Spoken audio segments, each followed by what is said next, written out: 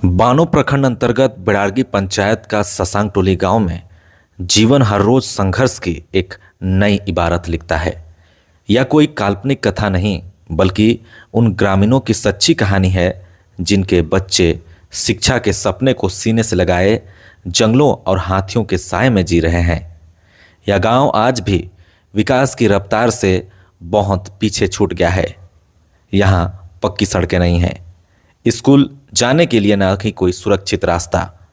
बच्चों को रोज एक उफनते नाले को पार कर कीचड़ भरी कच्ची पगडंडी से होकर स्कूल जाना पड़ता है। बारिश के मौसम में यह रास्ता और भी डरावना हो जाता है। पांव फिसले तो बहाव में बहने का डर, ऊपर से जंगल की गहराई में घूमते जंगली हाथी। पहले ये बच्चे साइकिल से स्कूल जाते थे, अब साइकिल छोड़ दी गई है क्योंकि हाथियों का झुंड 8 से 10 की संख्या में गांव तक पहुंचने लगे हैं। सुबह या शाम नहीं, दिन के उजाले में भी अब गांव सुरक्षित नहीं रहा। डर इतना है कि ग्रामीण रात भर जागकर पहरा देने को मजबूर हैं। बच्चे अब ऑटो रिजर्व कर स्कूल जाते हैं, वह भी तब जब परिवार की आर्थिक स्थिति इसकी इजाज़त दे, नहीं तो कई बार पढ़ाई बीच में ही रुक जाती है। इस गांव के लिए एक सामान्य दिन भी शहर के किसी आपातकाल जैसा होता है। जहां बाकी दुनिया में बच्चे स्कूल की छुट्टी का जश्न मनाते हैं, यहाँ के बच्चे उस दिन राहत की सांस लेते हैं कि आज हाथियों के बीच से होकर नहीं गुजरना पड़ेगा। को जोहार, मेरा नाम है लॉरेंस कंडुलना। मैं बिड़ारगी के एक छोटे से गांव ससांग टोली से आता हूं और अभी मैं जीतू टोली बालक विद्यालय पर मैं एक सहायक शिक्षक के रूप में अभी कार्यरत हूं। मैं आप लोगों को यही अवगत कराना चाहता हूं कि जो ये क्षेत्र जो है बिड़ारगी, जो चारों ओर जंगल से घिरा हुआ है। जंगल से घिरा हुआ होने के कारण यहाँ पर जंगली जानवर विशेष करके हाथी का बहुत ही प्रकोप रहा है। पिछला देखा जाए तो 1 महीने से हमारे जो क्षेत्र है कोयल नदी के किनारे बसा हुआ है, पानी भरा हुआ है, जिसके कारण हाथी जो है दूसरे इलाके में नहीं जा पा रहे हैं। और रही बात अभी खेती बाड़ी का मौसम है तो हाथी जो हैं हमारे गांव के निकट ही कटहल पेड़ सब हैं, जिसके कारण हाथी जो हैं घर तक आ जा रहे हैं। और वन विभाग की तरफ से किसी प्रकार का सुविधा मुहैया नहीं कराने के कारण हम लोग जो हैं हाथी को भगाने में बहुत ही असमर्थ हैं, जिसको भगा नहीं पा रहे हैं। हाथी भी आक्रोश हैं, जिसके कारण कई सारे घरों को नुकसान पहुंचाए हैं। तो हाथी से जो रिपोर्ट रहा है इतना ही है। और हाथी जो है अभी सीधे मतलब घर की ओर ही आ जाते हैं, जिसके कारण हमें रात में नींद नहीं आता है। सवेरे हम लोग को जल्दी उठना पड़ता है और रात में 6 बजे से हम लोग ड्यूटी शुरू करते हैं हाथी को भगाने का अभियान। रात का 11-12 बजता है और रात में आते हैं, सोते हैं, सवेरे 4 बजे उठते हैं, बैलों को पुआल देते हैं, फिर खेती की ओर जाते हैं। तो इस प्रकार जो हमारा छोटा सा ज़िंदगी है अस्त व्यस्त है। तो प्रशासन या तो सरकार से हम यही विनय करते हैं कि हमारी आवाज़ सरकार तक पहुँचे और सरकार जो है जितना हद हो सके, जितना भी उनके तरफ से व्यवस्था हो सके हमारे लिए मुहैया कराए, ताकि हम भी इस जंगली जानवर से परेशान ना हो। और रही दूसरी रिपोर्ट कि यहाँ से जो बच्चे हैं करीब 14 या 12 किलोमीटर दूर जीतू टोली स्कूल के लिए जाते हैं, तो कई बार जो है हमारे बिड़ारगी क्षेत्र में एक बड़ा चढ़ान है जिसको हम लोग दिखाएंगे आपको। वहाँ पर हाथियों से मुलाकात हो जाती है। कई बच्चे साइकिल से जाते हैं तो डर से वो लोग वापस आते हैं। और ये बच्चे जो हैं कहते हैं कल के भविष्य हैं, नेता हैं, तो कहीं ना कहीं शिक्षा से दूर हो जा रहे हैं। और रही बात, मैं भी रोज़ इसी रास्ते से आना जाना करता हूँ। समस्या है कि मैं रोज़ आना जाना करता हूँ, लेकिन मजबूरी है क्योंकि बच्चों को पढ़ाना पड़ता है। इसलिए यही रिपोर्ट है कि बच्चे जो हैं हाथी से पहला प्रकोप है। दूसरा प्रकोप है कि हमारा क्षेत्र जो है एक गढ़ा नाला बोलते हैं हम लोग, रुगड़ी टोली और ससन टोली के बीच पड़ता है। बरसात होने के कारण वहाँ पर पुलिया नहीं है। हमारे क्षेत्र में महोदया जी को भी हम लोग 3 बार पद दे चुके हैं, मुखिया जी का, लेकिन अभी तक हमारे सड़क में पीसीसी का निर्माण नहीं हो पाया है। मैं दोषी नहीं लगाता हूँ महोदया जी को, लेकिन कारण क्या है उसको मैं भी नहीं जानता हूँ। लेकिन हमारे बीच में जो ससन टोली में एक सड़क है जो डलिया मरचा को जोड़ती है, ये अभी तक निर्माणहीन है।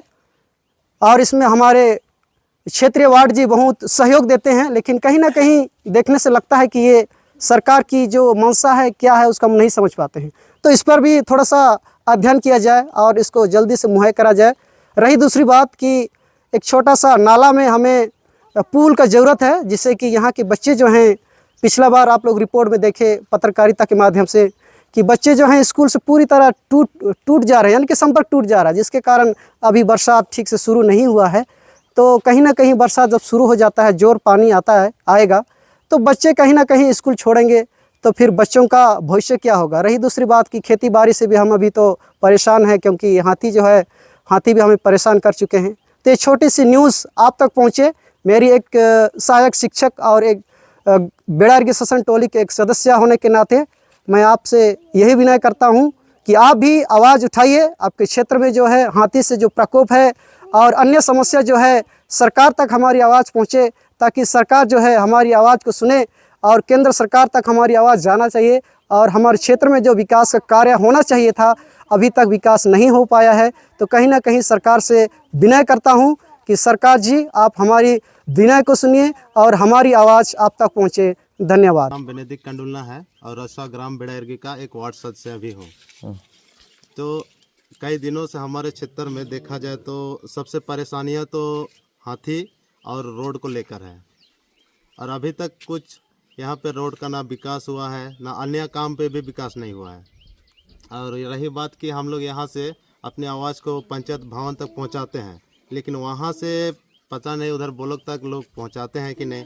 महोदय जी लोग से मेरा यही विनती है, जैसे कि मुखिया मैडम हम लोग के यहाँ पे 15 साल उनका होने जा रहा है मुखिया में, लेकिन अभी तक कोई इधर प्रकाश नहीं डाली है।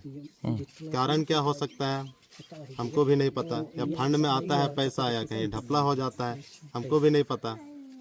तो वही महोदय मुखिया मैडम से भी कहना चाहता हूँ कि थोड़ा सा इधर को प्रकाश डाले और ब्लॉक तरफ से और सरकार द्वारा कोई बड़ा योजना चाहे छोटा योजना, यहाँ विकास का काम होना चाहिए। और मामले लेके जाएं हाथी का, तो यहाँ पे शाम हुआ और हाथी का आना जरूरी है, तो उसको लेके वन विभाग तरफ से भी कोई सहयोग अभी तक नहीं मिला है।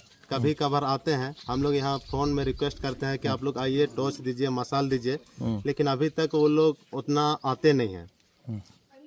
एक बार आया था 2 बजे रात में, वो भी रोड जगह से यहाँ जंगल तरफ वो जाने ही नहीं खोजा, खाली आया और यहाँ से मसाल उसाल दे के वो लोग फिर निकल गया।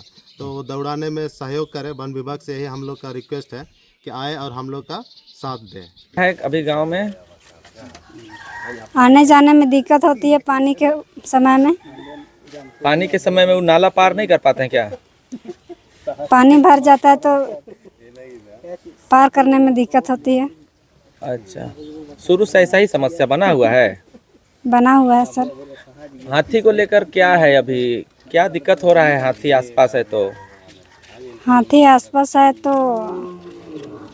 जाने में रास्ता आसपास दिक्कत होती है। स्कूली बच्चे भी स्कूल नहीं जा पा रहे हैं, हम सुन रहे हैं। जी हाँ सर, नहीं जा पा रहे हैं, स्कूल सब भी छोड़ दिए हैं आधा बच्चे लोग, हाथी का डर से। हाथी का डर से। क्या नाम है? जीवन कंडुलना, गांव बेड़ारगी शासन टोली। क्या दिक्कत हो रहा है हाथी से अभी? हाथी का डेली आता है हम लोग की तरफ।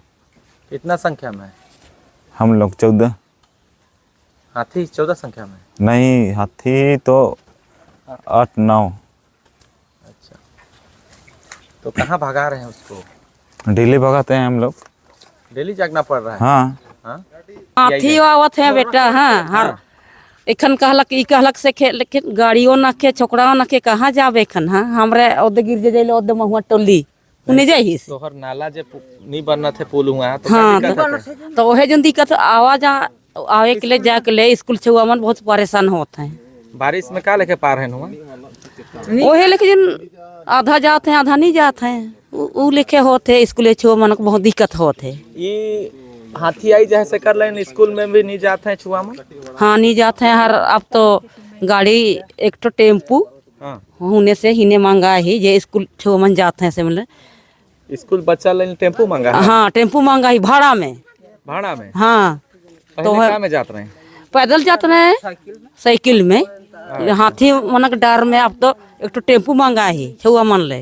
अच्छा, हाँ कोनो मदद मिला था विभाग बट से हाथी भागा के लाइन? नहीं बेटा, नहीं मिला थे। कोनो मदद नहीं? नहीं कोनो नहीं मिला थे। तो कैसे भागा था एखन तोरे? का से भगावला?